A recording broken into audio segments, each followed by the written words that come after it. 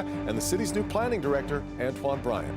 Flashpoint, today at 10, only on Local 4. What if we designed a line of fixtures just for you? Modern, well-made, and spot-resistant. All crafted to fit perfectly into your place and into your budget. That's design made right. The Pen Collection by Pfister. Available only at Menards.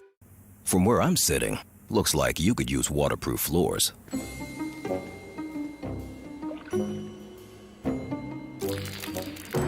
Wow.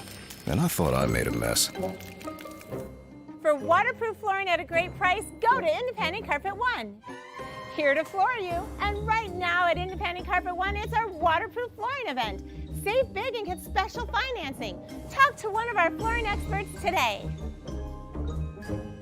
We are Detroit, and we are strong.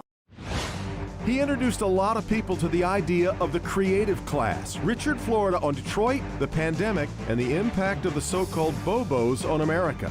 And after sharing the stage with Mayor Duggan on Mackinac, our first conversation with the city's new planning and development director, Antoine Bryant. Today is Sunday, September 26, 2021, and this is Flashpoint.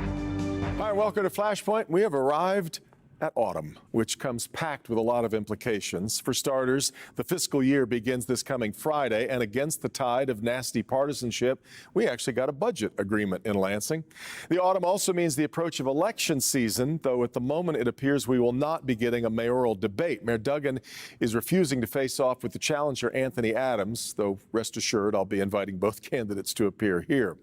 Autumn also means the arrival of flu season, and that has health experts concerned this year. The COVID pandemic doesn't exactly need a flu chaser.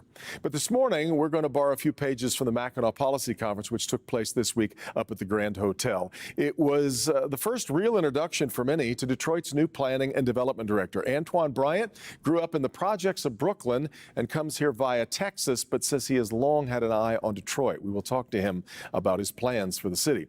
But also today, the keynote speaker from the conference, urbanist Richard Florida. It's been nearly 2 decades since he published The Rise of the Creative Class. He has a lot of thoughts about what's happening in the city of Detroit. He also has some fresh thoughts on that group of Bobos, the bohemian bourgeoisie. Have they been good or bad for America? It's all today on Flashpoint.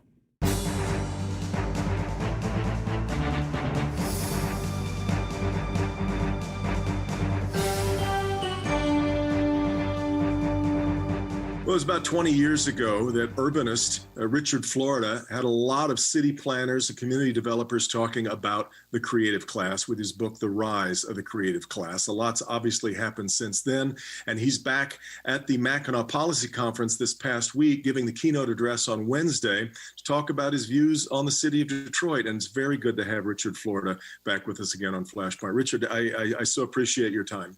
It's great to be with you. It's great to be in Mackinac, and my kids have traveled with me. All their families in Greater Detroit, so I'm here, but they're in the Detroit suburbs as we talk. I was going to say, you've got more than a passing interest in Detroit as a city. Your wife, Ron, is originally from Detroit, and so this is an area you know pretty well. And before we get to your message to the conference and your reflections on what's happening in Detroit, I want to talk more broadly about what COVID has done to our cities. We've hosted a lot of conversations on this program of guys who, and men and women who aren't so sure right now that cities are going to bounce back in the way that we've always expected them to, because why would I spend so much money on downtown office space if I've got employees who not only don't have to work in person, but a lot of them no longer want to? Well, this is what I've spent my past 18, 20 months doing. I had no ideas. I'm nearly 40 years into a career as an urbanist. Never once confronted in my studies, in my teaching, in my research, pandemics. My parents were young kids during the Spanish flu, never mentioned it. So I had no idea. So I really went back and did a deep dive. And one thing I think is that it's clear to me, people were talking about the urban exodus, everyone's leaving cities are dead. I wrote a piece, for City Lab back in April of last year and said, no, cities are not dead. The history of pandemics show that cities come back because young people come. Families leave, and families will continue to leave cities, as they have in America for the past 50 years. Cities will come back because young people are already coming back. They're coming back to Chicago, New York, they're coming back to Detroit. The office market is really interesting because this shift to remote work is a big deal. I've studied the future of work for most of my career. It's the biggest shift I've ever seen. Before the pandemic, less than 5% of workdays were completed remotely. Now more than 20% of remote workdays after the pandemic will be completed remotely. Look, that means that 80% of us 80% of the time, 80% of us are going to go to work.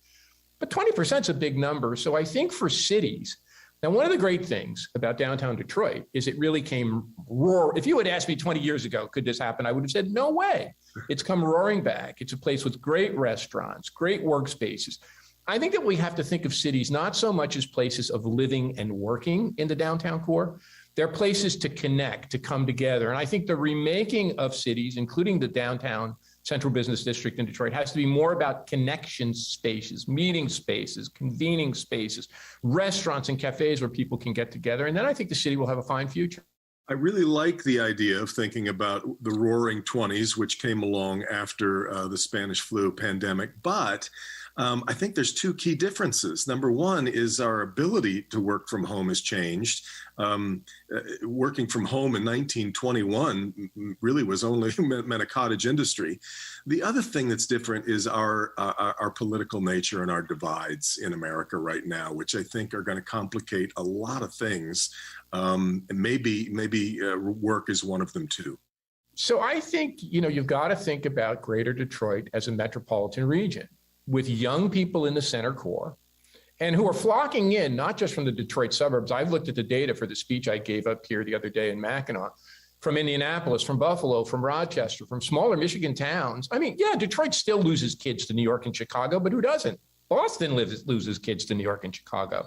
And by the way, Devin, here's a statistic for folks. Of all the metropolitan regions in the country, Greater Detroit has one of the highest retention rates of college grads. From all 2- and 4-year institutions, it's 77%. From four-year institutions, it's 70%. Now, yes, some kids from the University of Michigan who came in from New Jersey or New York or wherever, LA, move out. But only New York and Southern California have higher rates of retention of kids than Detroit. So you've been hanging on. You talk about brain drain. You've been hanging on to talent. A lot of that talent moves downtown. I think the big challenge downtown is going to be to offices. And what we're finding is that there's a group of people like me who like to work from home. And they're going to work from home a few days a week, maybe 4 days a week. But when they come downtown, they're going to look for something to do. And let me tell you a story. I was in New York City a couple of months ago in July. It had less than 20% office occupancy. But when you went into Midtown at about 4:30 in the afternoon, there were lineups in front of every restaurant. People dressed with a business suit, a casual shirt, a woman in a nice dress. They were all workers who were not coming to work in the office. They were coming to meet with colleagues in a restaurant or a cafe or for drinks. We as a species have a need to connect. I think that's the future of cities. And without that center core in Detroit, it's not going to be able to deliver that. Yeah, fascinating. I'm curious about your new and the way that you've self-examined what the creative class has wrought in America. A couple of years ago, you wrote sort of a follow-up to The Rise of the Creative Class, which was the New Urban Crisis. And you kind of looked around and saw that a number of cities had not developed maybe in a healthy way. And more recently, David Brooks, who wrote Bobo's in Paradise back about 20 years ago, he wrote a rather withering look back at that sort of idea of the creative class. And I want to quote him directly here. The Bobos have coalesced into an insular, intermarrying Brahmin elite that dominates culture, media, education, and tech. Worse, those of us in this class have had a hard time admitting our power, much less using it responsibly. The idea that the creative class, the Bobos, have helped create this massive division that we now have in America, politically and economically. 100%. I mean, the final chapter of my book, written in the year 2002, was The Creative Class Grows Up, ? And in that chapter, I argued if the creative class, this privileged class, the third of the workforce who does research, technology, innovation, knowledge work, management, finance, medicine, who are the privileged third, if they did not wake up and take their role seriously and reach out to the working classes, we would live in a highly divided society. I published a follow-on article in 2003 on the gross inequality that was being created by the clustering and congregation of this class in places like San Francisco or New York or Los Angeles or Boston. There's no new news here. This has been the way we've been developing since the year 2000. And it's getting worse and worse. We have a highly divided society. We use the monikers red and blue, but when you look at blue correlates at a high level with people who do creative class work, have college degrees, have advanced degrees, and red correlates with people like my dad. 7th grade educated factory workers or people who work in a service industry. And that goes for vaccination. We just did an analysis of vaccination rates. Creative class, highly vaccinated, highly educated people. Highly vaccinated, less well-educated people, much lower levels of vaccination.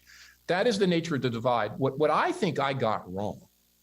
Look, I get a lot of things wrong. We all get, even the smartest people get a lot of things, get more things wrong than right. Sure. What I got wrong was I underestimated how ferocious this urban revival would be. We're writing in 2002, if I had said my hometown then of Pittsburgh or Detroit would come back and be interesting places filled with restaurants where people would go for the weekend, people would be moving from New York or San Francisco to Pittsburgh or Detroit for more affordable living. You would have co-working spaces. You would have excitement.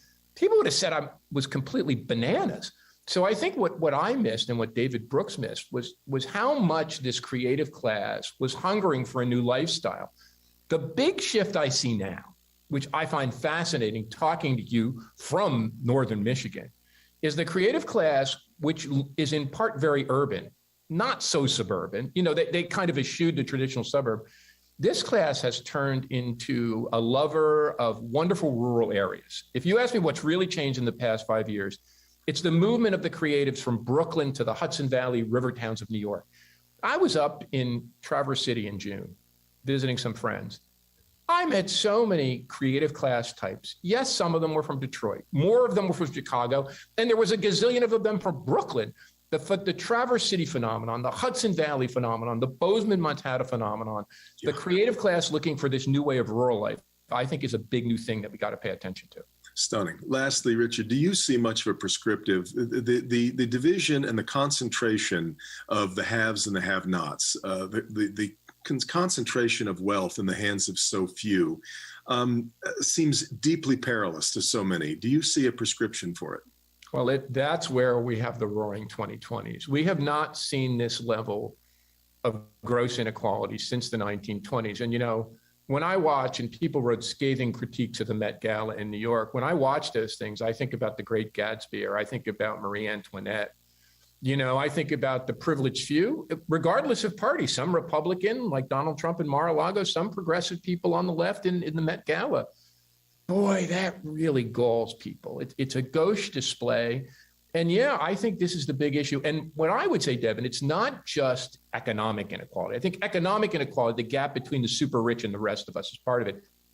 What I would say it's geographic inequality. The fact that we occupy completely separate worlds. My dad, with a 7th grade education, lived next door to my Uncle Walter, who was a high executive of Colgate-Palmolive. My world include working class people and executive level people, white collar and blue collar. Those two worlds don't occupy the same planet. And I think that's the biggest challenge our nation faces. Fortunately, and here's one of the things I'll say about metropolitan Detroit. My whole extended family lives in metropolitan Detroit. We have Hillary Clinton and Barack Obama and Joe Biden supporters and Donald Trump and Republican supporters. And almost every week at the dinner table or on a family chat, we can have a great open-minded discussion. And I think that's the beauty of a place like metropolitan Detroit. Families have to live together, communities have to bond together. And I think that's the way we get out of it. We have an open, honest conversation as a community, and I think we can do it. Got to find a way to mingle. Couldn't say it better. Richard Florida joining us from the Grand Hotel on Mackinac Island. Richard, it's great to have you back on the program again. Hopefully not such a long duration between appearances again. And hopefully we get to see each other in person before too long. It'd be great to see you again, Devin. Thanks so much. We'll take a quick break. Back with more on Flashpoint right after this.